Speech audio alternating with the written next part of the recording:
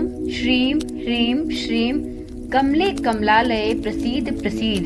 श्रीं ह्रीं श्रीं ओम महालक्ष्मी नमः। माता लक्ष्मी का यह बीज मंत्र सभी के भाग्य को बदलने की क्षमता रखता है। यह मंत्र भाग्योदय में सहायक होता है। दरिद्रता को दूर करना हो तो इस मंत्र का जाप माता लक्ष्मी का ध्यान करके करें। ओम नमः शिवाय। जय श्री कृष्णा। आप सभी का सनातन धर्मसार चैनल पर बहुत बहुत स्वागत है। अगहन के हर बृहस्पतिवार को माता लक्ष्मी की पूजा के साथ ही माता लक्ष्मी की व्रत कथा का भी श्रवण अवश्य करना चाहिए। इस कथा को सुने बिना अगहन गुरुवार का व्रत अर्थात माता लक्ष्मी के लिए किया गया व्रत अनुष्ठान अधूरा फल देने वाला होता है। तो आज की वीडियो में हम सुनेंगे अगहन गुरुवार के व्रत के दिन सुनी जाने वाली माता लक्ष्मी की व्रत कथा। तो एक बार माता लक्ष्मी का हृदय से मनन करते हुए उनकी स्तुति करते हुए इस पावन और पुण्यकारी कथा का श्रवण करते हैं। ओम ह्रीं ह्रीं श्रीं लक्ष्मी वासुदेवाय नमो नमः। श्री अगहन बृहस्पति व्रत कथा या श्री महालक्ष्मी की व्रत कथा के श्रवण और पठन करने से दुख दरिद्रता दूर हो जाती है। श्री महालक्ष्मी माता की कृपा से व्यक्ति को सुख संपत्ति ऐश्वर्य की प्राप्ति होती है। मन की सभी इच्छाएं पूर्ण होती हैं। श्री महालक्ष्मी माता के अनेक रूप तथा अनेक नाम हैं। भूतल में वे छाया, शक्ति, तृष्णा, शांति, जाति, लज्जा, श्रद्धा, कांति, वृत्ति, स्मृति, दया, तुष्टि, माता, अधिष्ठात्री एवं लक्ष्मी के रूप में स्थित हैं। उन्हें हम प्रणाम करते हैं। कैलाश पर्वत पर पार्वती, क्षीर सागर में सिंधु कन्या, स्वर्गलोक में महालक्ष्मी, भूलोक में लक्ष्मी, ब्रह्मलोक में सावित्री, ग्वालों में राधिका, वृंदावन में रासेश्वरी, चंदन वन में चंद्रा, चंपक वन में गिरजा, पद्म वन में पद्मा, मालती वन में मालती, कुंदन वन में कुंददंती, केतकी वन में सुशीला, कंद वन में कंदमाला, राज प्रसाद में राजलक्ष्मी और घर घर में गृह लक्ष्मी इन विभिन्न नामों से पहचानी जाती हैं। इस तरह सर्वथा चारों ओर सर्वभूत में सुपरिचित माता श्री महालक्ष्मी की यह पावन कथा है। अब हम ध्यान पूर्वक इस कथा का श्रवण करेंगे। तो एक बार प्रेम से बोलिए श्री महालक्ष्मी माता की जय। भारतवर्ष के सौराष्ट्र देश में द्वापर युग की यह कहानी है। सौराष्ट्र में उस समय भद्रश्रवा नाम के एक राजा थे। वह बड़े पराक्रमी राजा थे। चारों वेद, 6 शास्त्र, 18 पुराणों का उन्हें पूर्ण ज्ञान था। उनकी रानी का नाम सूरत चंद्रिका था। रानी दिखने में सुंदर और सुलक्षणा थी तथा पतिव्रता भी थी। उन दोनों को 7 पुत्र तथा उसके बाद एक कन्या का वरदान मिला था। कन्या का नाम श्यामबाला था। एक बार महालक्ष्मी जी के मन में आया कि जाकर उस राजा के राजप्रसाद में रहें। इससे राजा को दुगनी धन दौलत की प्राप्ति होगी और वह इस धन दौलत से अपनी प्रजा को और सुख सुविधाएं दे पाएगा। गरीब के घर अगर रहे और उसे धन दौलत प्राप्त हो तो वह स्वार्थी की तरह केवल अपने ऊपर ही वहन करेगा। यह सोचकर श्री महालक्ष्मी जी ने एक बूढ़ी ब्राह्मण स्त्री का रूप धारण किया। हाथ में लाठी लिए हुए लाठी के सहारे वह रानी के महल के द्वार तक पहुंची। यद्यपि उन्होंने बूढ़ी औरत का रूप धारण किया था, पर उनके चेहरे पर देवी का तेज था। उन्हें देखते ही एक दासी सामने आई। उसने इनका नाम, धाम, काम, धर्म इत्यादि पूछ डाला। वृद्ध ब्राह्मणी का रूप धारित माता ने कहा, बालिका, मेरा नाम कमला है। मेरे पति का नाम भुवनेश है। हम द्वारिका में रहते हैं। तुम्हारी रानी पिछले जन्म में एक वैश्य की पत्नी थी। वह वैश्य बहुत गरीब था। दरिद्रता के कारण हर रोज घर में झगड़े हुआ करते थे तथा उसका पति प्रतिदिन उसे मारता था। इन बातों से तंग आकर वह घर छोड़कर चली गई तथा जंगल में खाली पेट भटकने लगी। उसकी इस दुर्दशा पर मुझे बहुत दया आई। तब मैंने उसे सुख संपत्ति देने वाली श्री महालक्ष्मी की कथा सुनाई। मेरे कहने पर उसने श्री महालक्ष्मी का अगहन मास का गुरुवार व्रत किया। श्री महालक्ष्मी प्रसन्न हुई और उसकी गरीबी दूर हो गई। उसका घर संसार दौलत, संतति और संपत्ति से भर गया। बाद में पति पत्नी इस लोक के सुखों को भोगकर परलोक सिधार गए। लक्ष्मी व्रत करने के कारण उन्हें लक्ष्मी लोक की प्राप्ति हुई।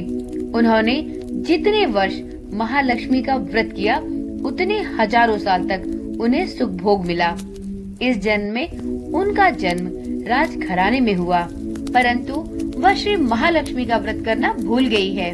उसे यह याद दिलाने मैं यहाँ आई हूँ।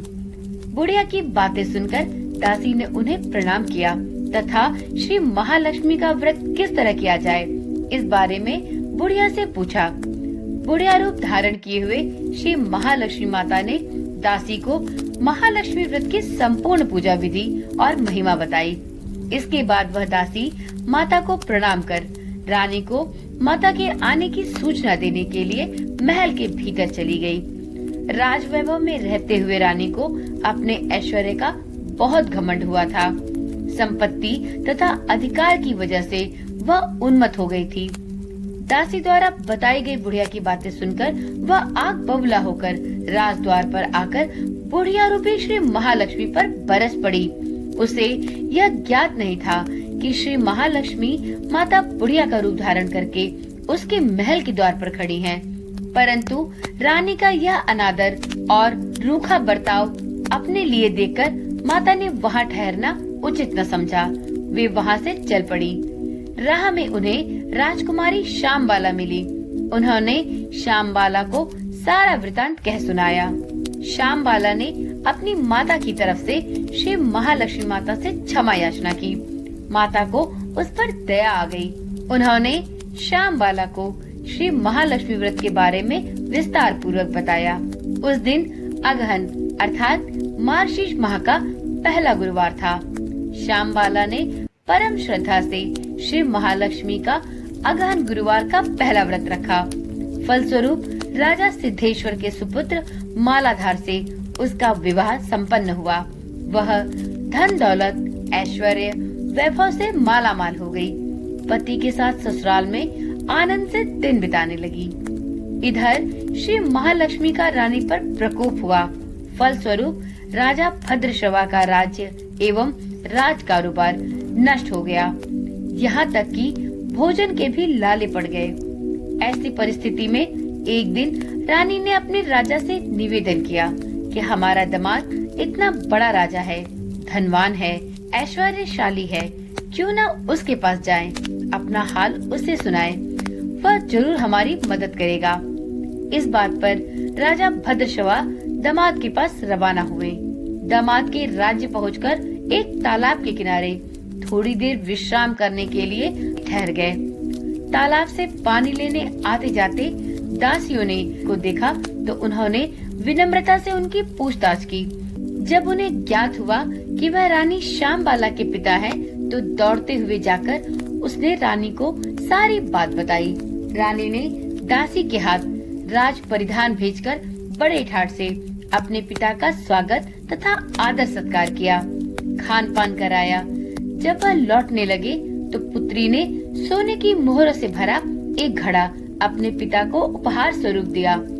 राजा भद्रश्रवा जब वापस अपने नगर को लौटे तो उन्हें देखकर रानी सूरज चंद्रिका बहुत प्रसन्न हुई। उन्होंने सोने की मोहरों से भरे घड़े का मुंह खोला, पर हाय भगवान, घड़े में धन के बदले कोयले मिले। यह सब श्री महालक्ष्मी के प्रकोप से हुआ। इस प्रकार दुर्दशा में और कई दिन बीत गए। इस प्रकार रानी स्वयं अपनी कन्या के पास पहुंची। वह दिन अगहन माह का अंतिम गुरुवार था। श्यामबाला ने श्री महालक्ष्मी का व्रत रखा था। श्यामबाला ने अपनी माता से भी यह व्रत करवाया। इसके बाद रानी जब अपने घर आई तो महालक्ष्मी का व्रत करने से महालक्ष्मी की कृपा से उसे पुनः अपना राजपाट, धन दौलत और ऐश्वर्य प्राप्त हुआ। वह फिर से सुख, शांति और आनंद में जीवन बिताने लगी। कुछ दिनों बाद राजकन्या श्यामबाला अपने पिता के घर आई। उसे अपने घर देखकर सूरज चंद्रिका को पुरानी बातें याद आई। यह भी याद आया कि श्यामबाला ने कैसे अपने पिता को घड़ा भरकर कोयला दिया था और उसे कुछ भी नहीं दिया था। इसी कारण श्यामबाला को पिता के घर आने पर उसका कोई आदर आतिथ्य नहीं हुआ, बल्कि उसका अनादर किया गया।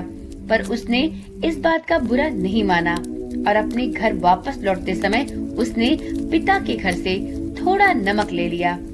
अपने घर लौटने पर उसके पति ने पूछा, अपने मायके से क्या लाई हो? इस पर उसने अपने पति को जवाब दिया, वहाँ का सार लाई हूँ। पति ने पूछा, इसका क्या मतलब हुआ? श्यामबाला ने कहा, थोड़ा धीरज रखे, सब ज्ञात हो जाएगा। उस दिन श्यामबाला ने सारा भोजन बिना नमक के बनाया और पति को परोस दिया। पति ने जब भोजन चखा, सारा भोजन नमक के बिना बेस्वाद लगा। फिर श्यामबाला ने थाली में नमक डाला, इससे सारा भोजन स्वादिष्ट लगने लगा। तब श्यामबाला ने अपने पति से कहा, यही है वह मायके से लाया हुआ सार। पति को अब उसकी बात समझ में आई। पति ने कहा, यह तो सही बात है। फिर वह दोनों हंसी मजाक करते हुए भोजन करने लगे। कहा गया है कि इस तरह जो भी कोई साधक श्रद्धा भाव से श्री महालक्ष्मी की पूजा अगहन के पढ़ने वाले सभी गुरुवार को करता है, उसे माता महालक्ष्मी की कृपा प्राप्त होती है। सुख, संपत्ति, शांति के साथ साथ उसकी सभी मनोकामनाएं भी माता लक्ष्मी के द्वारा पूर्ण की जाती हैं। अब सुनते हैं माता महालक्ष्मी की दूसरी कथा। एक समय की बात है, जगन्नाथपुरी में एक निम्न जाति की महिला श्रेया रहती थी। धन से गरीब पर संकल्प की धनी वह महिला देवी लक्ष्मी की उपासक थी और जगन्नाथ जी के भरोसे ही जीवन यापन कर रही थी। एक बार उसकी इच्छा हुई कि वह देवी का कठिन अष्टलक्ष्मी व्रत करे, पर उसे व्रत की विधि नहीं पता थी। एक दिन वह रास्ते पर झाड़ू लगा रही थी कि इस दौरान उसे एक पुजारी मिला, जिससे वह व्रत की विधि पूछना चाहती थी, लेकिन उन्होंने श्रेया को तुरंत मना कर दिया। इस तरह श्रेया जहाँ भी व्रत विधि पूछती थी, लोग उसे दुत्कार देते थे। एक दिन भूख प्यास की मारी श्रेया व्रत की विधि पूछने के लिए भटक रही थी और इसी बीच वह चक्कर खाकर गिर पड़ी। उसके सिर से खून निकल आया।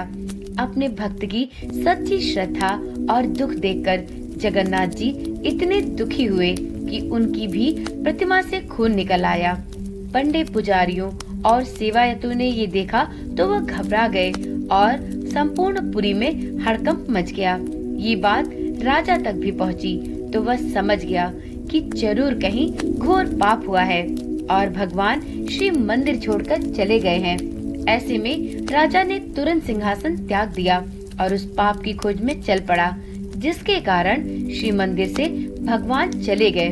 उधर भगवान के आदेश पर नारद मुनि ने संत का वेश बनाया और श्रेया के घर उसे व्रत विधि समझाने पहुँचे। उन्होंने कहा कि भक्ति सच्ची हो तो किसी कठिन व्रत की आवश्यकता नहीं होती। तुम सच्चे मन से माता लक्ष्मी का भजन करो, आसपास को साफ सुथरा रखो, घर को लीप बुहार कर सुंदर बना लो, सबसे प्रेम से बोलो। जो ऐसा करता है देवी लक्ष्मी उस पर प्रसन्न होती हैं। फिर तो तुम केवल दिन भर व्रत रखकर शाम को खीर बनाकर उन्हें भोग लगाओ, आरती करो और प्रसाद बांटो। देवी तुम्हारे घर स्वतः ही चली आएंगी। श्रेया ने ऐसा ही किया। शाम को वह जब आरती कर रही थी तो एक महिला घूंघट की हुई उसके घर पर पहुंची। लोगों के भीड़ के बीच उसने श्रेया को प्रसाद चढ़ाने के लिए एक पोटली दी। श्रेया ने उस महिला को खीर का प्रसाद दिया। खीर खाने के दौरान महिला के चेहरे से घूंघट हट गया और जब श्रेया की नजरें उस पर पड़ी तो वह सुध-बुध खो बैठी। श्रेया को जब सुधि आई तब तक सभी लोग जा चुके थे। उसने महिला द्वारा दी गई पोटली खोलकर देखी तो उसमें रत्न, हीरे, सोना चांदी निकले। श्रेया समझ गई कि माँ लक्ष्मी ने उस पर कृपा कर दी है, लेकिन भगवान जगन्नाथ को अभी ये खेल कुछ और लंबा खेलना था। अब जब देवी लक्ष्मी श्रेया के घर से लौटी और श्री मंदिर में प्रवेश करने लगी तो बलभद्र नाराज हो गए। उन्होंने कहा कि लक्ष्मी ने एक छोटी जाति वाले के घर जाकर श्री मंदिर का अपमान किया है। उसने वहाँ का प्रसाद भी खाया और अब वह प्रसाद हमें खिलाकर हमें भी भ्रष्ट करना चाहती है। बलभद्र ने जगन्नाथ जी को आदेश दिया कि लक्ष्मी से रत्न भंडार की चाबी ले ले और उन्हें श्री मंदिर से निकाल दिया जाए। उधर जब देवी लक्ष्मी ने यह सब सुना तो वह क्रोधित हो गई और कहा कि ठीक है, अब मैं यहाँ नहीं रहूंगी, लेकिन आप दोनों को मैं श्राप देती हूँ कि जब तक आप किसी निम्न के हाथ से भोजन नहीं कर लेते, आपका भी भरण पोषण नहीं होगा। लक्ष्मी के जाते ही श्री मंदिर श्रीहीन हो गया। रत्न भंडार खाली होते चले गए। महल की चौखटों, दरवाजों और पलंग में दीमक लग गई। अनाज सड़ने लगे, कपड़े फट गए और यहाँ तक कि मंदिर की संपूर्ण व्यवस्था ही चौपट हो गई। अब जगन्नाथ और बलभद्र खाने को तरसने लगे। जब बलभद्र को भूख सताने लगी तो उन्होंने वेश बदलकर भिक्षाटन की सोची। अब दोनों भाई जहाँ भी भीख मांगने जाते तो वहाँ कुछ अनिष्ट हो जाता। बना हुआ भोजन खराब हो जाता, दाल में पानी गिर जाता, भात जल जाता। कहीं पर जाते तो चूल्हा ही नहीं जल पाता और कहीं कहीं तो कोई द्वार ही नहीं खोलता था। इस तरह भूखे प्यासे भटकते हुए दोनों भाइयों ने 12 वर्ष व्यतीत कर दिए, लेकिन न उन्हें जल मिला और न ही अन्न। इसी तरह भटकते भटकते वह एक बार समुद्र तट पर जा पहुँचे। उन्हें वहाँ एक भवन में वैदिक मंत्र सुनाई दिए। बलभद्र ने एक सेविका से पूछा कि क्या यहाँ पर कोई यज्ञ हुआ है? क्या अब प्रसाद भोजन भी मिलेगा? भिक्षा भी अच्छी मिलेगी ना? बलभद्र के इतने प्रश्न सुनकर सेविका ने कहा कि आज हमारी स्वामिनी की 12 वर्षों से चली आ रही तपस्या के पूरे दिन हो गए हैं। इसके बाद वह जरूर आपको भंडारा खिलाएंगी, लेकिन हमारी स्वामिनी तो नीच कुल की है। क्या अब भी आप भोजन करेंगे? इस पर बलभद्र ने कहा कि नहीं, हम अछूतों का नहीं खाते हैं। अच्छा सुनो, अपनी मालकिन से कह दो कि हमें सामग्री मंगवा दे, हम खुद बना लेंगे। स्वामिनी, जो कि खुद लक्ष्मी माँ ही थी, उन्होंने सामग्री तो भेज दी, लेकिन अग्निदेव को आदेश दिया कि वह चूल्हा न जलने दे, सिर्फ धुआं ही करते रहे। अब बलभद्र, जो कि सोच के बैठे थे कि अब आग जलाएंगे, खिचड़ी बनाएंगे और गरम गरम खाएंगे, वह चूल्हा न जल पाने से इतना झल्लाए कि चूल्हा, मटकी सभी कुछ फोड़ दिया और जगन्नाथ जी से कहा कि जगन, भोजन में क्या छोटा और क्या बड़ा, मैं तो कहता हूँ कि भोजन कर लेते हैं, ऐसे तो हम भूखे मर जाएंगे। इसके बाद जगन्नाथ और बलभद्र लक्ष्मी के घर पहुँचे और वहाँ उन्होंने भोजन करते हुए पहचान लिया कि यह और कोई नहीं, लक्ष्मी माँ ही है। वह लक्ष्मी को सम्मान सहित श्री मंदिर वापस ले आए और इस तरह पुरी से भेदभाव भी मिटा दिया। लक्ष्मी जी के वापस आने से श्री मंदिर का वैभव लौट आया और रत्न भंडार फिर से भर गए और इस प्रकार से पुरी में सभी भक्तों में भेदभाव करने को पूरी तरह से समाप्त कर दिया गया। आज भी जगन्नाथपुरी में सभी भक्त, चाहे वह उच्च जाति के हों या निम्न जाति के, एक साथ बैठकर जगन्नाथ धाम में प्रसाद को ग्रहण करते हैं। तो एक बार प्रेम से बोलिए, श्री जगन्नाथ जी की जय, माता लक्ष्मी जी की जय। हे माता लक्ष्मी, संपूर्ण निष्ठा के साथ इस व्रत कथा को सुनने और अपने परिवारजनों को सुनाने वाले सभी भक्तों पर अपनी कृपा दृष्टि बनाए रखना। सभी के घर में अपना स्थायी निवास रखना। इसी मनोकामना के साथ श्री अगहन बृहस्पति व्रत कथा या श्री महालक्ष्मी की गुरुवार की कथा यहीं पर संपूर्ण होती है। तो एक बार प्रेम से बोलिए, श्री महालक्ष्मी माता की जय। तो चलिए मित्रों, आज की वीडियो और आज की यह मंगलदायिनी सौभाग्यदायिनी व्रत कथा यहीं पर समाप्त करते हैं। वीडियो में सुनाई गई कथा यदि आपको रोचक और लाभवर्धक लगी हो तो इस वीडियो को लाइक करें और इसी प्रकार की जानकारी वाली वीडियोस और रोचक कथाएं सुनने के लिए चैनल को अभी ही सब्सक्राइब कर ले, जिससे इस चैनल पर डाली जाने वाली सभी वीडियोस की सूचना आपको नियमित रूप से मिलती रहे। ओम नमः शिवाय। जय श्री कृष्णा। राधे राधे।